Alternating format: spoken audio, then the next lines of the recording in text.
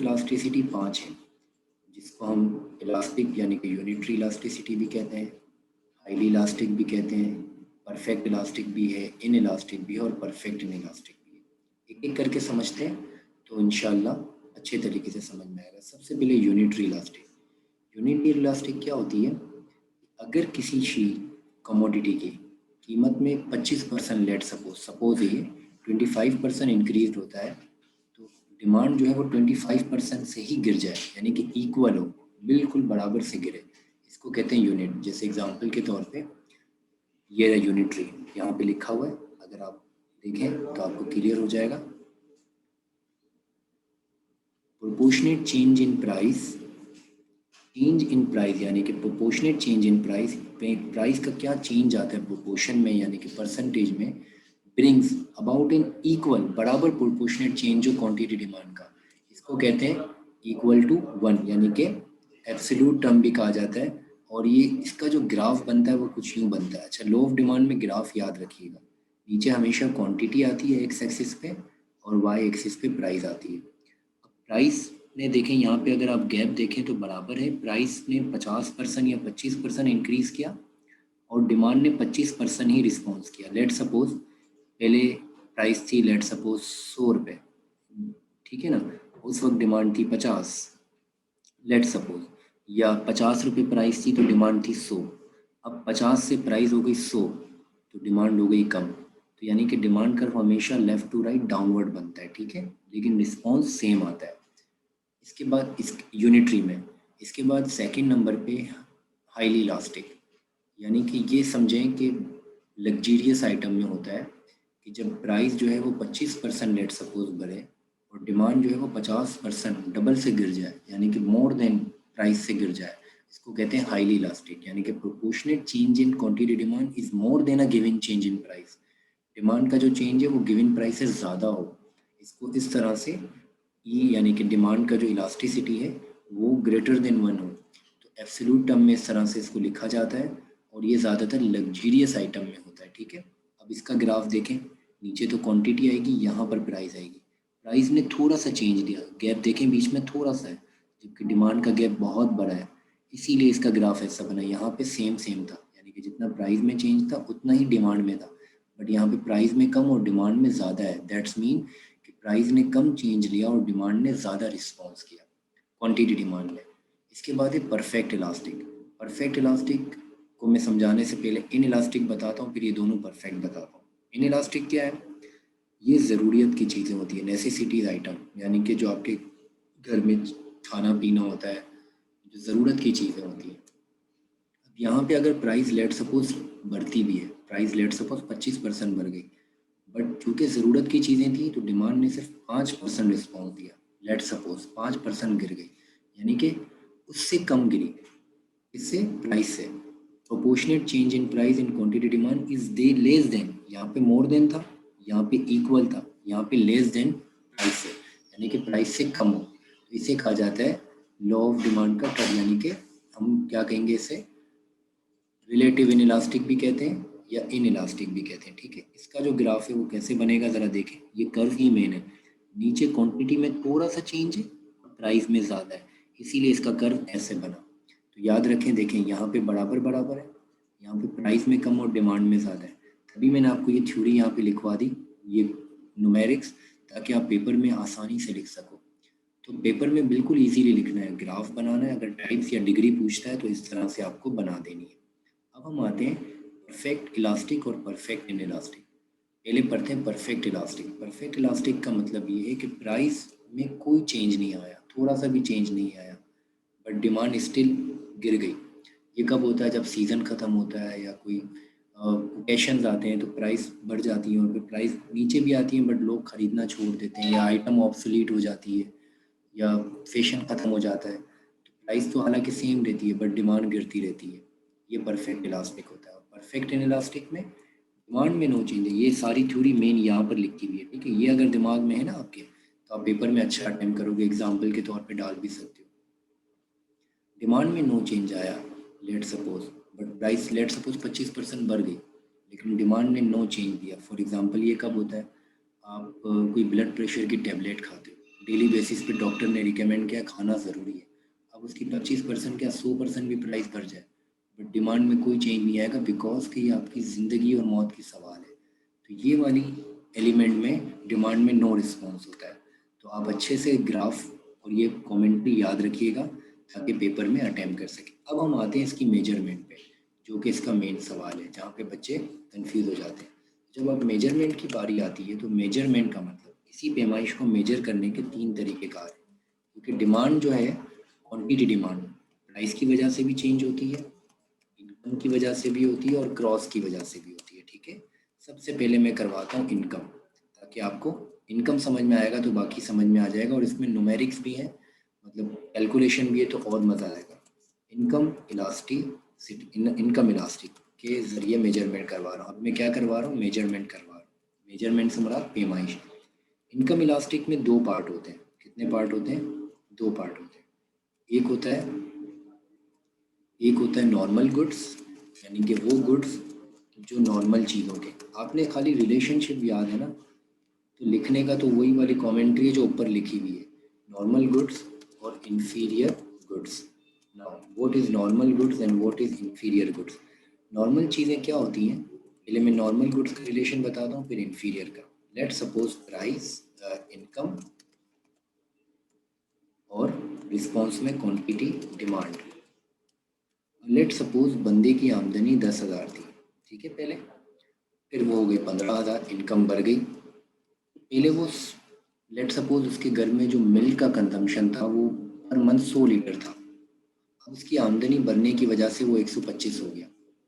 यहाँ पे क्या हुआ कि अगर इनकम में इजाफा हुआ, इनकम इंक्रीज हुई, तो क्वांटिटी डिमांड भी इंक्रीज हो गई, उसके रिस्पॉन्स में क्या हो गई, क्वांटिटी डिमांड भी इंक्रीज हो गई। तो ये कहलाता है रिलेशन नॉर्मल गुड्स का। तो आपने ये दिमाग में रखना है कि अगर इनकम में इजाफा हो और क्वांटिटी डिमांड बढ़ जाए तो ये नॉर्मल गुड्स है। यहाँ पे जो डिमांड का कर्व है वो लेफ़्ट टू राइट अपवर्ड होगा, लेफ़्ट टू राइट अपवर्ड होगा इसका slope, left to right upward, यानी कि इसका जो स्लोप बनेगा वो अपवर्ड की तरफ बनेगा, और ये पॉजिटिव स्लोप कहलाते हैं, यानी कि ऊपर की तरफ जाएगा, जिस तरह हम सप्लाई का कर्व बनाते हैं। ठीक है, तो ये पॉइंट याद रखना है। नॉर्मल गुड्स का रिलेशन क्या है कि ऐसी चीज़ें जो नॉर्मल गुड्स में आती हैं, तो बंदे की जब इनकम में इजाफा होता है तो उसकी क्वांटिटी डिमांड भी बढ़ जाती है।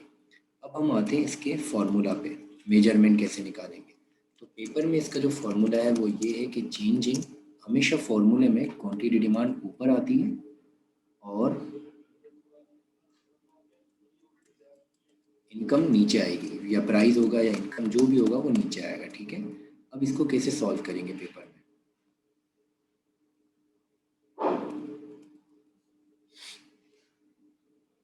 अब एग्ज़ाम में इसको कैसे सॉल्व करते हैं, मैं इसका बहुत शॉर्ट, पहले मैं आपको करवाता हूँ परसेंटेज चेंज कैसे निकालोगे। यहाँ पे निकाल देता हूँ, एक निकालना सिखा दूंगा तो बाकी तो आप लोग आराम से खुद भी निकाल लोगे।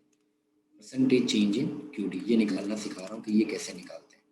ये निकालेंगे क्यू को लैशपेल पाशी फिशर पढ़ा था ना, वो Q N minus divided by Q O base price से डिवाइड कर दो, बेस क्वांटिटी से। अब क्यू ओ यानी कि क्वांटिटी हमारे पास कितनी है, 1,100 है, तो आपने 100 को माइनस किया 125, पुरानी क्वांटिटी, ये नई क्वांटिटी, ठीक है, डिवाइडेड बाय आपने कर देना पुरानी क्वांटिटी से। तो ये आपके पास परसेंटेज आ जाएगी कि कितना परसेंट डिमांड का रिस्पॉन्स है। माइनस में इसको इग्नोर कर देना है, माइनस का कोई टेंशन नहीं है, 25%।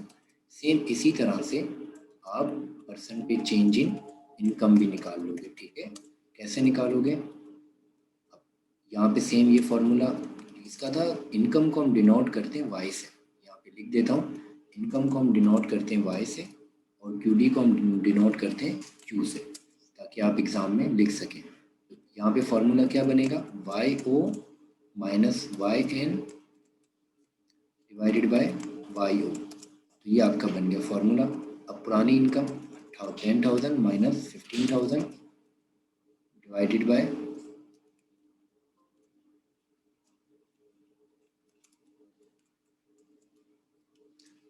Bye old income, old income कितनी है 10,000, तो ये आपका 50%। अब आपने इस फॉर्मूले में रखा 25% ऊपर रखा, ठीक है, डिवाइडेड बाय जो 25% आया इसका परसेंटेज भी आ गई ना, और नीचे रखा मल्टीप्लाई बाय 100 करेंगे तो 50% नीचे रखा। अब आपने इन दोनों को डिवाइड कर दिया, अब आपका आंसर आ गया। मतलब अब इसके अंदर आंसर क्या है कि आपने इसकी मेजरमेंट कैसे करनी है, इसको मैं परसेंटेज हटा दूँ।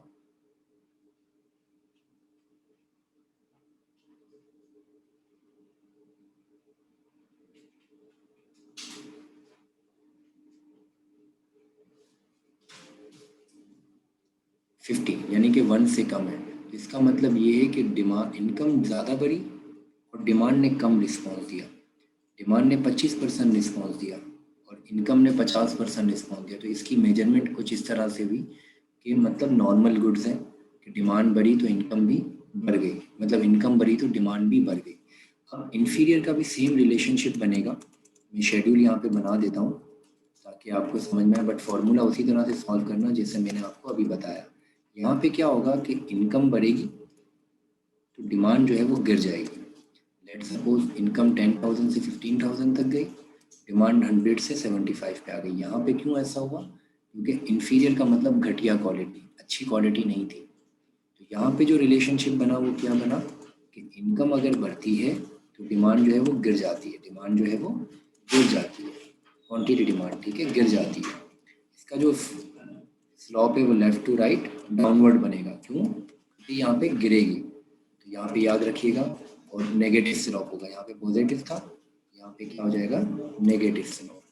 ये पॉइंट याद रखिएगा, इसी तरह से इस फॉर्मूले में अप्लाई करके सॉल्व कर देना। इनकम इलास्टिसिटी की मेजरमेंट खत्म हो जाती है। फिर हम आते हैं क्रॉस पे। उम्मीद है कि इनकम समझ में आया होगा। अब हम आते हैं क्रॉस पे। अच्छा, लिखने का क्या? मैं लिखने के लिए आपको बता दूं कि यहाँ पे जो मैंने नोट्स दिए हुए, इसमें मैंने डिफाइन किया हुआ है कि इनकम को कैसे लिखना है, जिसे यहाँ पे मैं बता देता हूँ ताकि आपको परेशानी ना हो, ठीक है। ये इनकम है। Income elasticity measure the response of demand to change in income. Formula लिखा, फॉर एग्जाम्पल करके जो मैंने अभी एग्जाम्पल दी।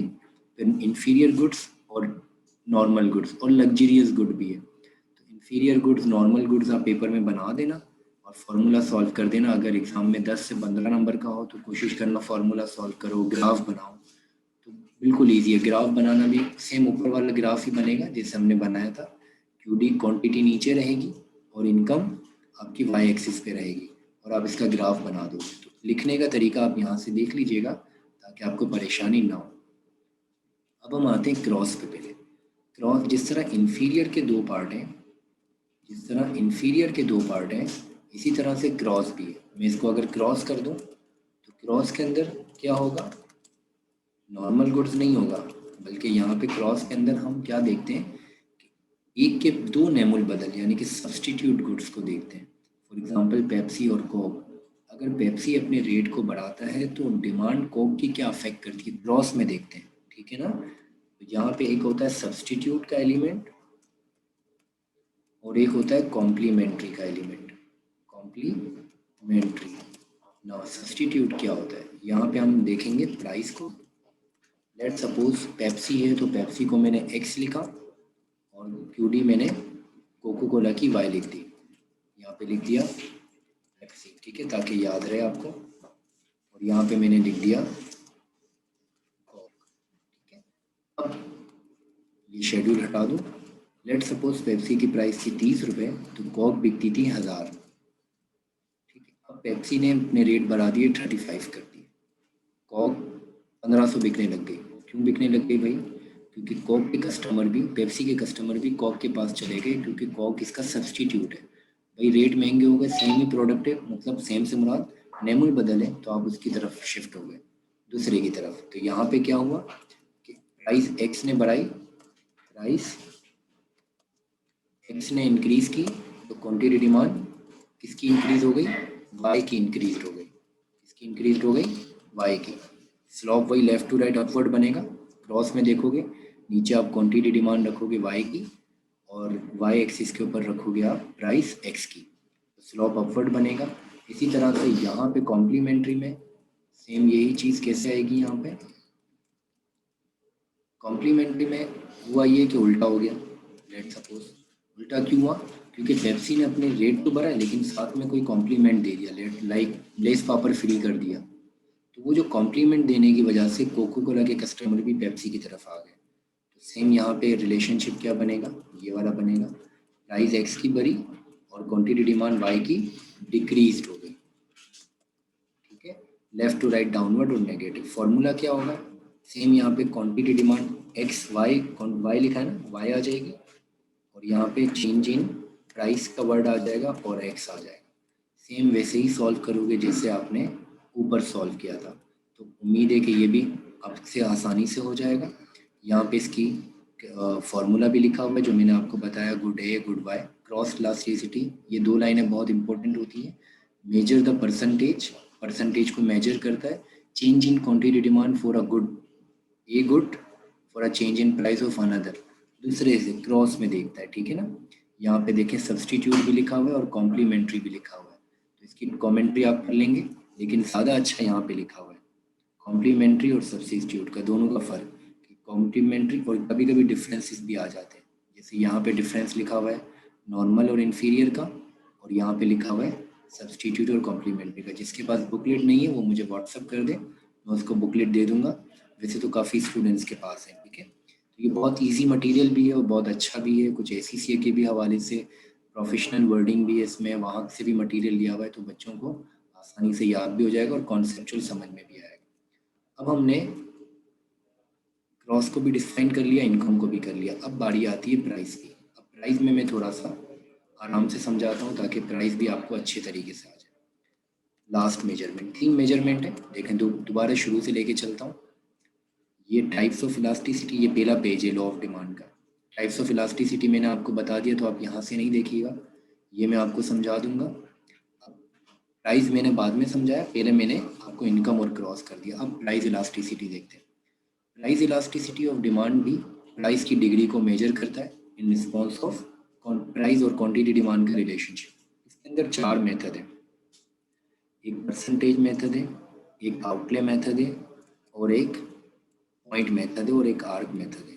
परसेंटेज मेथड बहुत सिंपल है। परसेंटेज मेथड के अंदर क्या करेंगे आप, कभी बीकॉम में ये सवाल पेपर में एक सवाल एक न्यूमेरिक दे देगा आपको, लाइक कहेगा कि एक सवाल दिया हुआ है कि पोटैटो की प्राइस एग्जांपल के तौर पे 50 रुपए थी। ठीक है, अब पोटैटो की प्राइस जो हो गई, नई प्राइस है, ये ओल्ड प्राइस है, यानी कि पुरानी ओल्ड है, और ये न्यू है, न्यू प्राइस हो गई इसकी।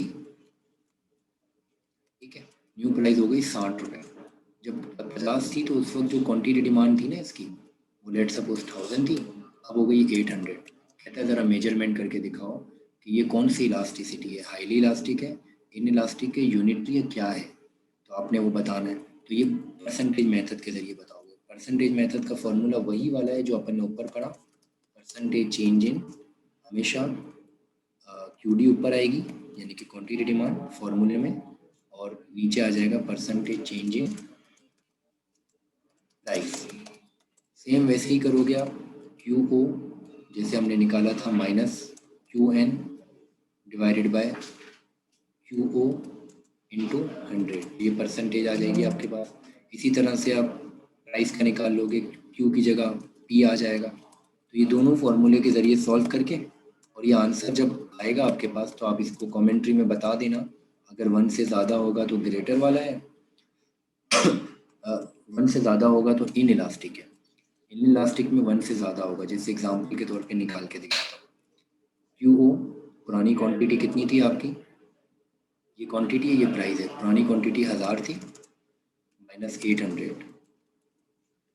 तो 200 का चेंज आया।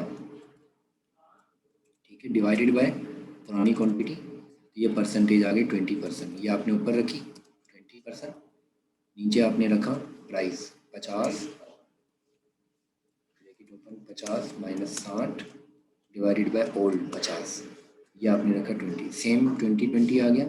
अब आपने दोनों को डिवाइड किया, 20 को 20 से डिवाइड किया तो आंसर आया 1। तो ये यूनिटरी इलास्टिसिटी है, शुरू में पढ़ा था ना हमने कि जब दोनों सेम इक्वल हो तो ये यूनिटरी इलास्टिक कहा जाता है। तो आपने यहाँ पे कॉमेंट्री लिख दी, अगर ज़्यादा हो तो कम हो तो इन इलास्टिक, ज़्यादा हो तो हाईली इलास्टिक। तो आपने इस तरह से आपने बताना है कि नेसेसिटीज़ हैं, ये क्या है, इस तरह से आपने सॉल्व कर दिया और दैट्स इट, खत्म सवाल। तो परसेंटेज मेथड में तो सिंपल आप फॉर्मूला लगाओगे, यहाँ पे भी यही फॉर्मूला लिखा हुआ है, बट थोड़ा डिटेल में लिखा हुआ है, एक बार आप देख लेना, आपको समझ में आ जाएगा। अब हम आते हैं टोटल आउटले मेथड। ये इसका मेन मेथड है, पिछले साल बीकॉम के एग्ज़ाम में आया भी, जिसे मार्शल मेथड का भी नाम दिया हुआ है। इस मेथड के अंदर इसकी जो पैमाइश है वो 3 तरीके से करते हैं। भाई ऊपर जो हमने पढ़ा था greater than unit, equal to unit, less than unit, same वही वाली वर्डिंग है, कुछ अलग नहीं है। कि मतलब क्या, एग्जाम्पल के तौर पे अगर केस 1 केस 2 3 केस है, प्राइस 6 रुपये थी फिर 5 रुपये हो गई, डिमांड थी, ये बहुत ईजी ग्राफ है, उल्टी गिनती है, 6 5 4 3 2 1 1 2 3 4 5 6। पेपर में जितने नंबर आसान रखोगे उतना आपका फायदा है। जब प्राइस 6 थी तो डिमांड 1 थी, तो हमारा एक्सपेंस कितना हो रहा था, 6 हो रहा था। क्या हो रहा था, 6। जब 5 रुपये डिमांड थी, 5 रुपये प्राइस थी तो डिमांड कितनी थी, 2 थी। दोनों को मल्टीप्लाई किया तो हमारा एक्सपेंस, एक्सपेंस का मतलब हमारी जेब से कितना जा रहा है, तो ये 10 आया। अब जब 4 रुपये प्राइस थी तो डिमांड थी 3, 3 रुपये में 4। यहाँ पे देखो सेम रिस्पॉन्स 12 12 केस 2 में, तो ये कहलाएगा इक्वल टू 1, ये कहलाएगा ग्रेटर देन 1, यानी कि प्राइस तो कम हुई लेकिन हमारा खर्चा बढ़ गया, तो ये कहलाएगा ग्रेटर देन 1, ये इन इलास्टिक सिचुएशन है। और लेस देन 1 ये इलास्टिक सिचुएशन है कि प्राइस कम हुई और हमारा खर्चा भी कम हो गया, तो इसका मतलब ये इलास्टिक, हाईली इलास्टिक है। और अगर सेम रहेगा, ये सिचुएशन सेम की है, ये वाली जो सिचुएशन है ना, यहाँ पे मैं बता देता हूँ, ये वाली जो सिचुएशन है, ये केस 2, ये यहाँ, इसको मैं यहाँ से लेके यहाँ तक, ये सेम सिचुएशन है, यानी कि इक्वल टू यूनिट है। ये ग्रेटर देन यूनिट है और ये लेस देन यूनिट है। ग्रेटर देन यूनिट कैसे निकाला सर आपने, जब प्राइस 6 थी तो हम 1 खरीदते थे, तो कौन एक्सपेंडिचर कितना हो गया, 6 हो गया। जब प्राइस 5 हुई तो हमने 2 खरीदना स्टार्ट कर दिया, तो एक्सपेंडिचर कितना हो गया, 10 हो गया। यहाँ पे क्या था, प्राइस 4 थी तो हमने 3 खरीदे, 12 और 3 पे 4, तो यानी कि 12 को 12 से डिवाइड किया तो इक्वल टू 1 आ गया। तो यहाँ पे इस तरह से आप डिफाइन करोगे कि इक्वल टू 1 क्या होता है, ग्रेटर देन 1 क्या होता है और लेस देन 1 क्या होता है। अच्छा जी, आगे चलते हैं, फिर मैं आपसे सवालात पूछता हूँ, किसी को अगर सवाल पूछना हो तो पूछ लें। इसके बाद इसकी लास्ट मेजरमेंट रह गई है आर्क और पॉइंट। जब जब भी याद रखिए कि 2 सेपरेट पॉइंट, 2 पॉइंट होंगे, 1.1 1.2, यानी कि पहले पॉइंट पे क्या था, दूसरे पॉइंट पे क्या था। अगर इनमें बहुत बड़ा चेंज आता है 2 पॉइंट में, तो इसकी मेजरमेंट हम आर्क से करते हैं। किसके साथ करते हैं, आर्क बना के करते हैं। और जब स्मॉल चेंज आता है, यानी कि 1 ही पॉइंट, एक ही पॉइंट है भाई, पहला प्राइस और क्वांटिटी, दूसरे को आपने चेंज देखा नहीं, बस ये देखा कि यार इस पॉइंट पे प्राइस और क्वांटिटी कितनी थी, तो इसकी मेजरमेंट पॉइंट से होती है। जब 2 पॉइंट की करते हो तो आर्क बनाते हो, और अगर सिर्फ एक ही पॉइंट हो तो हम इसको क्या बनाते हैं, प्राइस पॉइंट बनाते हैं, यानी कि एक ही पॉइंट है। इसको हम स्मॉल पॉइंट भी कहते हैं कि सिर्फ एक पॉइंट की मेजरमेंट की। यहाँ पे कितने पॉइंट की मेजरमेंट की, 2 पॉइंट, एक पॉइंट ये और एक पॉइंट ये। 2 पॉइंट की मेजरमेंट आर्क से होती है और एक पॉइंट की मेजरमेंट प्राइस से होती है। इसके बाद आपने इनकम तो पढ़ लिया और ग्रॉस पढ़ लिया। बस अगर आपने इस चैप्टर में टाइप्स अच्छे कर लिए, सबसे पहले टाइप्स आपको आते हैं, इसके बाद आपको मेजरमेंट में प्राइस, इनकम और ग्रॉस आता है, और आपको डिफरेंसेस पता है, तो आपके 20 नंबर का सवाल बीकॉम में आसानी से निकल जाएगा। और फर्स्ट ईयर के अंदर इकोनॉमिक्स में भी ये लॉन्ग में सवाल आता है, प्राइस इलास्टिसिटी या इनकम पूछ लेता है। तो उम्मीद है कि आपको समझ में आया होगा। अब आप लोग सवाल पूछें तो फिर मैं आगे चलता हूँ। किसी को कोई सवाल है, मरियम? नो सर, समझ आ गया? जी सर। अच्छा, आपको समझ आया, दुआ आपको समझ आया? यस सर, आ गया। चलें, बाकियों को भी समझ में आ गया होगा, तो कोशिश करें कि इस चैप्टर की अच्छी तरीके से ग्रिप कर लें। मुझे आप कोशिश करें कि इसके पूरे नोट्स बना के अपनी कॉपी में लिख के मुझे आज भेजें रात तक, ताकि मुझे आइडिया हो कि आपको समझ में आया या नहीं आया। अल्लाह हाफिज़, अपना ख्याल रखिएगा। इंशाअल्लाह कल इसी तरह से मज़ीद इकनॉमिक्स की आगे क्लास हो।